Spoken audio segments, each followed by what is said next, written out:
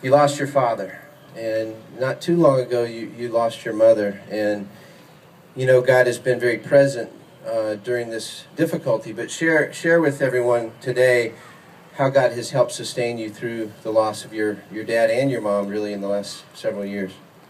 Well, so I think I spoke a little about this, but my grandma started last year, but my grandma started a spiritual center in 1967. And so I grew up in that church. It was a highly, new age, metaphysical type church. And my mother was the pastor in that church my whole life. She was always there working 6-7 days a week. Well, 2 weeks before my mother passed away, she said, I'm just sick of the pressure of just having it always have to come down to me all the time. I just want to give it up to something greater. And she actually became a Christian 2 weeks before she passed away, which was, that was like, and when I told my family that, they couldn't believe it because,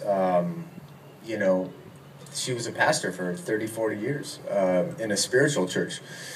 So that really encouraged me, and taking the pressure off, I think, is the key. That we can't do it alone, and we try and we fight and we try every trick in our book 10 times over, and at some point we just get so beat down that we have to just say, you know what, I'm ready to give this up to something greater.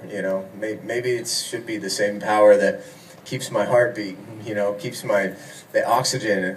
It would seem like the default thing to do, but we sure will fight for that power, won't we?